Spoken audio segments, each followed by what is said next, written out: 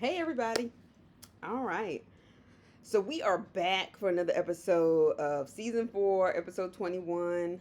Um, Live After Lockup, Life After Lockup. You got served. So, as I was watching it last night and I saw the title, I was like, gosh, that's so corny. That's so early 2000s. What the hell do they mean? I was like, who the hell on here is a dancer? So, let's begin at the beginning and where I was clearly off base. Um, Chaz and Bronwyn. Okay. Chaz, I'm gonna tell you right now, I'm glad you finally got some sense about yourself. Because this was just not gonna work. It just wasn't gonna work. It just wasn't gonna work. I'm glad you went and filed them papers, and all she has to do is sign them. Something tells me that Bronwyn is not gonna read them very closely, and quite frankly, they haven't lived together long enough for her to know enough of what he has, or been married long enough for her to take anything. So I'm pretty sure she will survive. Um, it was clear Bronwyn did not see it for him for the time she got out of jail. Whatever she thought he was, or even looked like, it was just like the fact that she didn't want to have sex with him just said to me, um, after being in jail, even if she had been with other women, it was still like there's still something, I'm sure, I imagine, um, that Chaz could provide for her as a man. It was just, it just wasn't gonna work.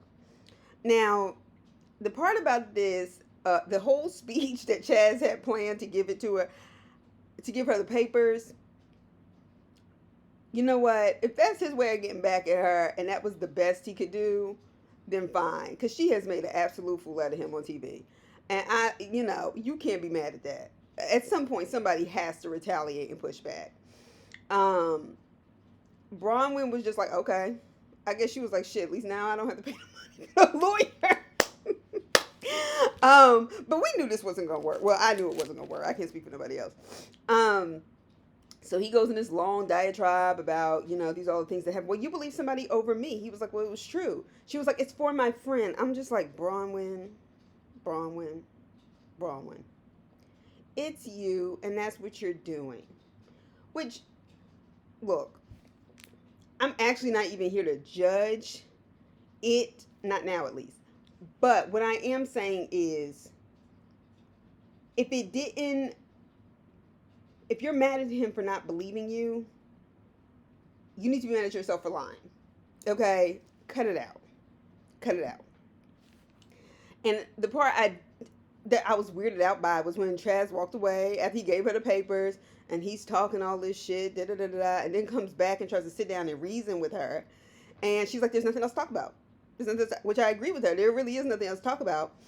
But then he continued to talk, and so did she. And I felt like she was gaslighting him in a way. Not that I'm saying Chaz, I felt like he was still disrespectful, but I was just like, she just kept trying to act like he had no reason to be concerned, be angry, not want to be married to her anymore. She knew she was lying all this time. She knew she didn't want him all this time. And I was just like, Bronwyn, just cut it out. Chaz, just cut it out. Both of y'all, you drew the papers up, send them in, and then just get off our TV screen because we are done. All right, done, done, done, done. And Bronwyn, girl, if you're gonna be in school, try to get your life back together. And trust me, I know how hard it is to make $1 these days. But I really just don't think you should be doing that and then be on TV. Okay? All right. But that's just me.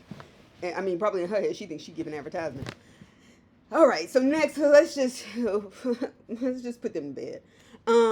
Chance and Taylor and Bobby, because we know she is very much part of the storyline. So Chance and Taylor at the doctor's office, and he asked, and that woman still does not look like a doctor to me. She looks at best like a nurse practitioner, and you could tell because when they got in the car, this was bothering me since last week. Taylor was like, yeah, well, you embarrassed me in front of the lady. She didn't say the doctor. It just looks weird to me. It gave very, doula, not really midwifery a bit. But anyway, that's not the point. So he asked for a paternity test, and she goes, okay, yes, you can have one. You do realize that she's going to have to be a part of the process. And he kind of looked like a little stunned. I'm like, boo, how did you think this was going to work? She is carrying this baby. Well, I caught her talking to her ex-boyfriend, this, that, and the other. First of all, whether we have seen it on camera or not, Chance, you do not strike me as a monogamist. You are so disrespectful. And then it's humiliating, one, to be in a relationship with somebody that you're engaged to, whether you ask to slow up the wedding or not. You are living together. You think that because she actually goes to work. She's the one that has provided a house, a car, place for her kids to, be, toys, all this kind of thing by herself. So you feel like, oh yeah, when she's out. No, when she's out, she's working. Okay, and the way you're treating her, how you get them is how you lose them. You were dating her knowing that she was the girlfriend of your cellmate or whoever. Cut it out. All right, just cut it out. So she was like, this is humiliating. But she went ahead and did it or whatever. And honestly, I get it. Because, one, you can say no in principle, which is fine. But the bottom line is, if she decides to get rid of him, this is already on record that he needs to be responsible for this child, at least financially. Which is unfortunate that we even think that way. That kids need to be emotionally loved and supported and that kind of thing. So they have this argument in the car, and he goes, well, he made some statement, well, I hate to always make something that's good go bad. And I'm like, but you always do. And this is why I think he's an abuser, certainly emotionally. Based on what I've seen, I would consider him an abuser. I don't have a degree in psychology, so I'm not making any diagnosis. I'm simply saying I find his behavior to be abusive. Okay, and then he's gaslighting her. Well, look, 3 days ago I found this in your phone. What was you doing in her phone? I'm not saying that it can't happen. I'm just saying with them cameras around, we would have eventually found something out, particularly when it comes to the women. So, whatever. So they argue about that, and then they bring Bobby home, and they say, welcome home, and it's like in the garage. It seems like it's in the garage at one point, and the garage looks like a garage now. I mean, it looked like a garage before, but it really looks like a garage, like where you dump stuff you don't want. And they have the sign, and I believe her nieces were excited and happy to see her and everything. And it was cute for what it was, not because Chance was acting like he was behind it. So Bobby pulls up, and then it seems like the camera almost, like poor editing, cuts into the house as if that was like her room, but it clearly isn't. Her room is in a garage. And he takes the girls, first of all, Taylor, just let me tell you something. I don't believe in leaving no man around your kids if they are not their father. Or unless you are just very close to an uncle who raised you like his child and who didn't do anything to harm you physically or sexually, and you know and trust this person. You do not know him like that for your children to be going with him by themselves. And after he asked you about a DNA test. You shouldn't want that man nowhere around your kids, brainwashing them. You don't know what he's saying to them. Anyway, so we moved this conversation with her and Bobby in the kitchen. And, she's talking about how she missed her. You could tell they're close. I don't think any of this is worth a man. It's not. It's not.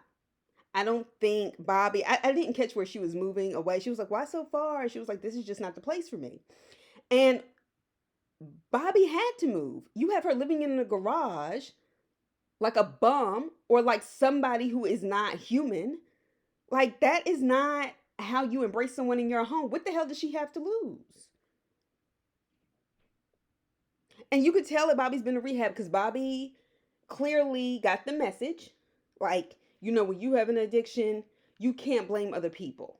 You want to find the reasons why you slipped down that hole. But she did not blame her sister. She didn't blame Chance. At least not that we saw on camera. And I can respect that. But the bottom line is she really don't have nothing to lose. You have your sister sleeping in the garage, constantly at battle. And battle she does not pick with Chance. That Chance starts. And then you tell her, but I'm pregnant. And she's like, you're kidding. And I'm just thinking to myself, I kind of felt that way when she first said it. But babies are beautiful things. And she, obviously, in terms of taking care of her children, is a good mother. I'm not gonna take that away from anybody, but she need to get a chance out of her life, okay? Because he's already isolating you. Another sign of an abuser, isolating you from the people who love you and care about you. I don't care that Bobby's been in jail. I don't care that she had a substance abuse problem. Bobby's brain still works. She's still young enough to get back on her feet. She still has plenty of time. And I'm a firm believer, as long as you're birthing your body, there's a chance for you to be redeemed. And I really do think her and Taylor had a good thing going as sisters. And, somebody you can trust around your kids, so on and so forth. But, Bobby's got to do her thing. Because clearly Taylor made an adult decision, though, to do her thing and to bring a man in and then to push her sister out of someplace she already lived. And Chance, I'm still trying to figure out, like, where you're working, where your W-2s are coming from. And you need to let us know. Yes, because you're on reality TV. Next. All right. So we get Amber and Queen. Is it Queenie or Queen? Anyway, but y'all know what I'm talking about. Amber and her black friend, who I like, who be keeping it real with her, Puppy, and everybody else in that crew. So Amber and Queen are basically got up, and Amber's talking about how she doesn't feel good. She was like, well, were you drinking? And she was like, no. She apparently had, she said, you think you have a virus or something, which can happen. Viruses don't even sound as bad anymore. I hate to laugh. I don't mean to laugh. As bad anymore because we're so used to COVID. It's just like a cough don't sound the same anymore. Like you hear a cough, you don't want to be nowhere near somebody. But anyway, so she's asking how she feels. She said, well, I'll make you some burgers, maybe you feel better. And she was like, they went and had a conversation about how she feels. She's like, are you pregnant? And she was like, no, there's no way. Doctor told me I couldn't have children or whatever. And so she was like, okay. She was like, there's some pregnancy tests in the bathroom. And she was like, you're going to pay me $5 if it's not. And she asked her, she was like, are you having safe sex? She was like, no. Now, let me explain something. I am not a believer in having unprotected sex. And I know that may seem strange. I know a lot of people are willing to engage in that, particularly when they're in a relationship. I don't believe in that. At least until you're married. And when you're married, you should also be convinced that both of y'all are on the same page. Because if y'all aren't, it's dangerous. It's just too many STDs. It's just too much. It's too much. And I'm a germaphobe. It's too much. But anyway, I mean, she's a grown woman, nevertheless. So she told her to take the pregnancy test. She took all three. Didn't say nothing for nobody in that house, just in case they need one. Took all three. She said, well, I'm not telling nobody to see a doctor. She was like, okay. After they had this conversation about Puppy, after they have judged Puppy is dealt with like a miscarriage, all this business. And she said, well, I'm finding out how high risk I am. I'm 37. Boo, you are under 40. And yes, doctors can be wrong. And particularly in states, I'm not saying doctors in these states, but I'm saying the mentality of people who are often living in these states and who haven't been educated too far out of certain areas do basically, I think, try to punish women with their words and making them feel like they can never carry again. How do I know? Because a friend of mine was told the same thing after having an abortion. During that 18 to 22 range. I can't remember exactly how old we were. I was like in college. But ended up later having 3 kids. So healthy children and healthy pregnancies. So, and yes, I believe in the blessings of God and he can do anything.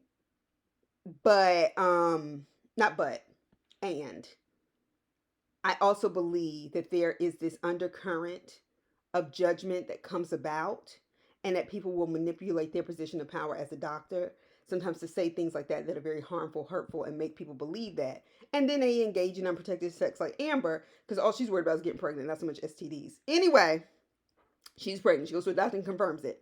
But she's been having issues with her liver and probably because of, drinking at some point or not. And the issue is that they're not worried about the baby, not the baby's health, I mean. But they're worried about her surviving a pregnancy. And that is something that I ask God, please don't ever let that be me. Because I felt for her in that moment. Because what could be a joyous moment, because Amber is not like puppy. I think they're friends for a reason in the sense that they had things in common. But Amber to me is somebody who can still put her brain over her heart. And I feel like she could make a decision, even if it's hard, about a relationship, and unfortunately in this case about her health, that won't suck the life out of her the way I feel like right now puppy's in an emotionally incredibly fragile situation. But the thing is, to have to choose between your life and this new life that is with you has to be an incredibly difficult decision. And it could be a really joyous moment. Like, girl, you survived prison. You can certainly figure out how to raise a child and your mother's happy, but it's also their health. And, I really hope everything works out for Amber. And, it's kind of not funny, but when I looked at her chest, I kept saying, why does Amber's breast look so big and disproportionate to her body? I understand sometimes people gain weight. Like, Puppy had gained a lot of weight and then lost it. And I just kept saying, why do her breasts, did she get an implants or whatever? But it looked, and I was thinking to myself, maybe they've just been swollen during taping because she's been pregnant. Like, maybe they just gotten bigger and she's just kind of looking at him, well, maybe I gained some weight. Like, anyway. But I do wish her the best. I don't wish that on anybody. And I hope to God she stays healthy. And hopefully if she decides to keep the baby, can have a healthy baby. But that man she's with was so clear that he didn't want a kid. And I think some of this was edited out of order because you know how production is. That just seemed a really, really well time for them to have that conversation on camera. And then the next episode, she talked about she pregnant. That probably was taped before. They knew she was pregnant. Anyway, moving on. Brittany and Marcelino. I'm not trying to take money out of anybody's pocket. I realize people got to do what they got to do to take care of themselves, especially when you have kids, because they come first. But I am so tired of this. Or find another spinoff for them called Brittany and Marcelino. But like, this is just getting old. Okay, I am one of those people. I have said it in conversations in private, like with my friends, just talking. And the thing about Brittany, I am like so glad to watch somebody who has come so far.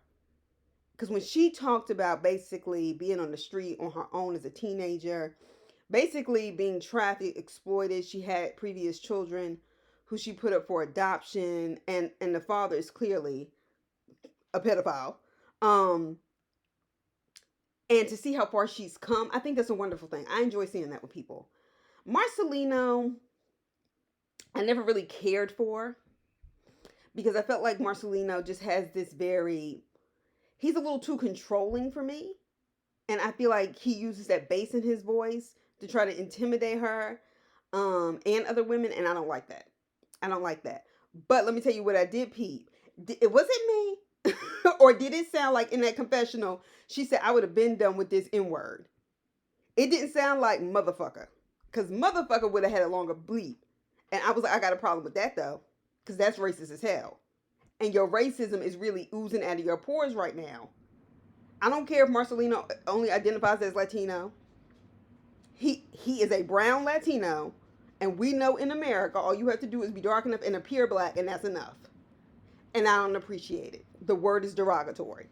And this situation with the cheating, so on and so forth, Brittany, you brought this on yourself. You were begging for this threesome for years. And now you got what you get when you play with your marriage. I'm not saying that Marcelino may not have cheated. I am saying when you bring your freaking best friend into it, now you don't have no friend and you're not about to have a husband.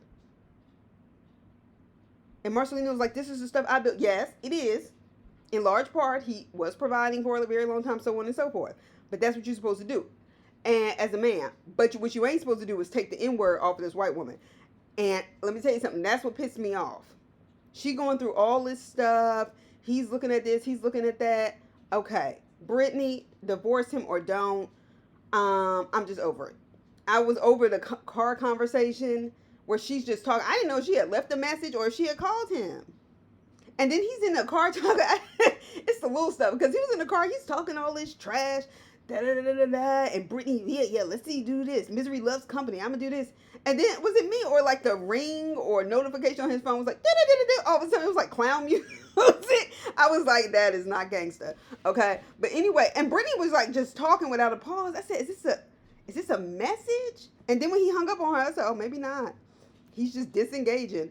Okay, but I want y'all to get off my screen. I want y'all to get off the show, find something to do, divorce, but just get off. Next, Brittany and Ray. Ray. I don't know what else Ray can do to prove himself. And quite frankly, I'm just going to have to call on the words of my father that he taught me when I was young. If you never gave somebody a reason to hate you, you can't give them one to love you. Some things you just going to have to accept. So Brittany decides to set up what I think is supposed to be a rehearsal dinner, but it was more like a come to Jesus dinner. Like, let's settle this. Let's, have peace. Dinner. So his parents are there, Ray's parents, his father and his stepmother. You could tell, I just felt like on the stepmother's face, she was ready to almost like pick a fight. Like she wanted it to go down. She wanted to be able to take up for him.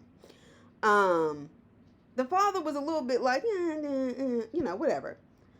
So Brittany's parents are late, and I think Brittany gets nervous because her father hasn't given his blessing to the marriage. And the thing about it is, I respect that. I actually do respect his stance. Okay? And I know I'm doing double speak right now because I just said if you didn't give a person a reason to hate you, but you can't give one to love you. I don't necessarily agree with people mistreating Ray because I don't think Ray has given anybody any reason to disrespect him. He's never disrespectful, so on and so forth. But Brittany's father, and that being his daughter, and his daughter who's been in an abusive relationship before, he's scared for her. He loves her and he wants to protect her, and that's going to always be his daughter. And honestly, that's what a man is supposed to do. And that's why I say I can respect it. I don't have to agree with everything, but I respect that because he has reasons. He's not just shitting on Ray for sport. Okay? And period. I can respect it. So he says, Ray, can I talk to you outside? And Brittany gets kind of nervous, right? Like, what's my father going to say or do? Basically, I feel like Brittany is nervous because she's worried about not being able to say she's married. Like, that's what she wants to be able to tell people. So I don't know how the hell we got to this wedding this fast. Was it just me? Or were they like at dinner? He asked her to marry him. And we want to say finally, hell, it's only been a year. And they had only known each other in jail for like a year. So, I mean, their 2 years is like, we'll just say like 15 months. And that's being generous of knowing each other. So he asked her to marry him, and then she didn't just simply say yes. They get back up to the table, or he gets back up to the table because he was on one knee, and she starts talking about dates, planning. I was like, dang, girl, live in the moment. And now we had like what seems to be a rehearsal dinner. So, even they were talking in the car, they were like, we can just go to the courthouse if he doesn't give us his blessing, so on and so forth. That's not going to do nothing but make your father resent him more, girl, just letting you know. But Ray talks to Brittany's father, whose name I can't remember right now, and he says, look, I can't give you my blessing. I'm worried about my daughter. I need to make sure she's provided for, taken care of, and support. Right? And that's the conversation they have outside.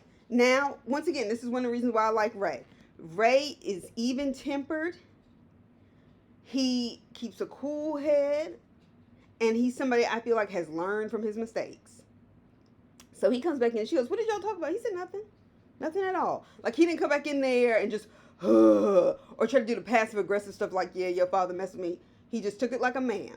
The father comes back in out of love for his daughter and tells everybody, look, I'm giving my blessing, this, that, and the other, the polite thing to do. They interview him. He was like, I still feel shady about the whole thing. I was like, yeah, because you done lied. But the thing is, once again, I respect it because he said, look, this is my daughter and I have to support her, to be there for her. But it's good to know that her father is there to be on his ass just in case he messes up. And so that man always knows that woman is not by herself. She has a whole family and a whole village. And I can respect that.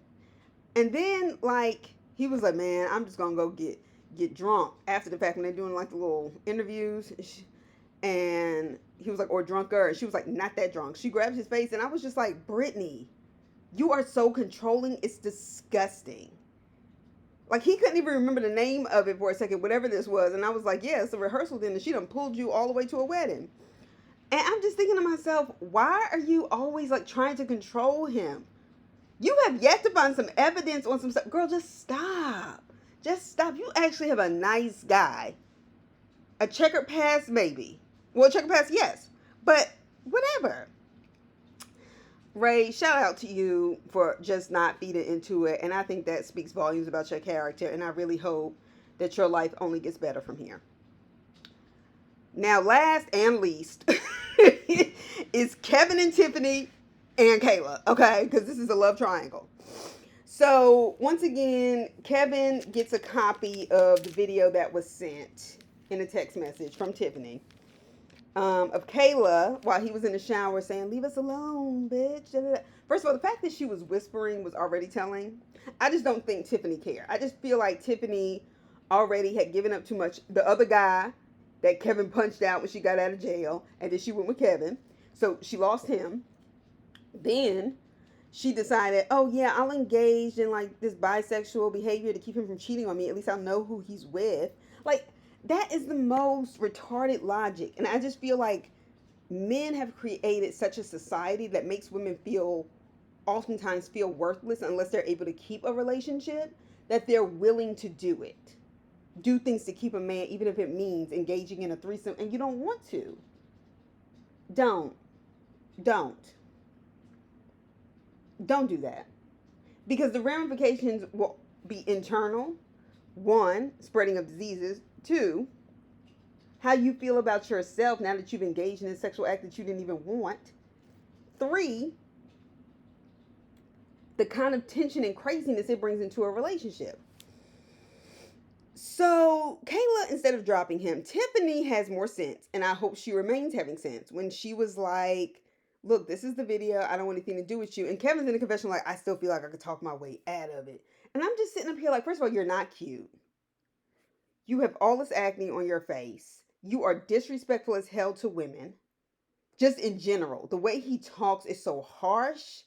And, bitches this, bitches that. Like, I don't understand how anybody even looking at this tape from last season, why Kayla would even be fucking with him. Even if she still had feelings for him. Showing up on camera with him.